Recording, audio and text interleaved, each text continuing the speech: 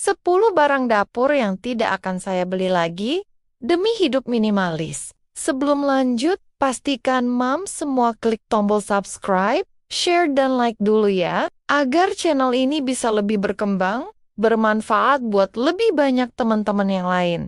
Terima kasih, dan yuk lanjut deh.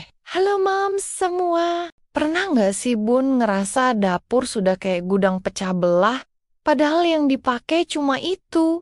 Itu saja setiap hari. Jujur aku capek banget lihat konter dapur penuh barang yang sebenarnya cuma menuhin debu. Tapi dulu belinya pakai drama ngerayu suami segala. Apalagi sekarang lagi tren gaya hidup minimalis yang katanya bisa bikin mental lebih tenang karena nggak pusing lihat barang berantakan di rumah. Aku sempat baca artikel di sebuah majalah gaya hidup yang bilang kalau lingkungan yang terlalu berantakan itu bisa meningkatkan hormon stres kita secara signifikan loh Bun.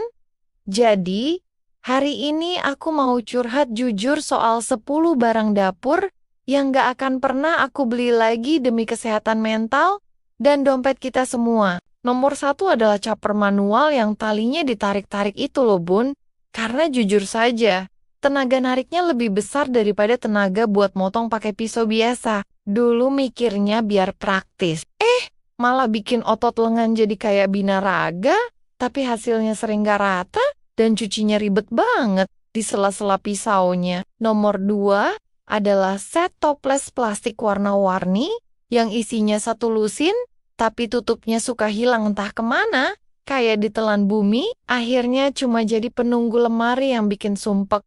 Padahal, kalau beli yang kaca 2 biji saja, sebenarnya sudah cukup banget buat nyimpan sisa makanan. Fenomena tutup toples hilang ini, misterinya melebihi hilangnya kaos kaki sebelah di mesin cuci ya Bun. Barang nomor 3 yang aku coret dari daftar belanja adalah cetakan kue, berbagai bentuk lucu yang cuma dipakai sekali pas lebaran tahun lalu saja. Kita ini sering banget kemakan iklan, pengen bikin kue bentuk beruang atau bunga, padahal ujung-ujungnya anak-anak cuma mau makan. Rasanya bukan bentuknya. Nomor 4 adalah piring atau mangkuk set yang terlalu mahal sampai kita takut memakainya. Dan akhirnya cuma dipajang di lemari kaca. Buat apa punya barang bagus kalau cuma buat dilihatin doang? Sementara kita sehari-hari makan pakai piring, hadiah sabun colek yang pinggirannya sudah gupil, mending pakai yang bagus tiap hari biar nafsu makan meningkat dan hati terasa lebih bahagia ya kan Bun? Nomor 5 adalah alat pemotong apel atau pengupas nanas yang spesifik banget fungsinya karena itu benar-benar pemborosan ruang di laci dapur. Padahal kita punya pisau dapur yang serbaguna, tapi entah kenapa dulu merasa butuh alat khusus buat satu jenis buah doang. Nomor 6 itu botol minum plastik murah yang jumlahnya sudah kayak koleksi museum di rak dapur kita masing-masing. Biasanya kita beli karena desainnya lucu atau gemas. Baru dipakai sekali sudah bocor. Atau baunya nggak hilang. Hilang meskipun sudah dicuci pakai sabun mahal. Lebih baik punya satu botol stainless yang awet bertahun-tahun, daripada punya puluhan botol plastik yang cuma bikin laci nggak bisa ditutup.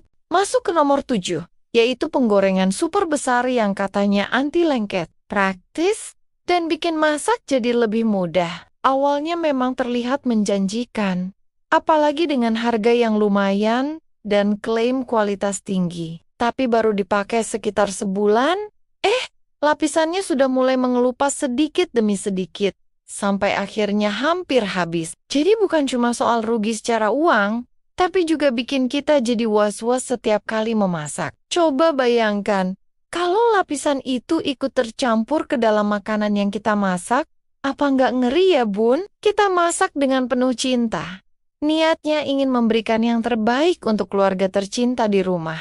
Tapi malah jadi kepikiran soal keamanannya. Apalagi kalau dipakai setiap hari untuk menggoreng lauk atau menumis sayur, rasanya jadi nggak tenang. Dari yang awalnya ingin serba praktis dan hemat waktu, malah berujung menambah kekhawatiran dan bikin kita harus ekstra hati-hati lagi saat memilih peralatan dapur. Nomor 8 adalah timbangan digital yang terlalu canggih sampai ada fitur hitung kalori segala.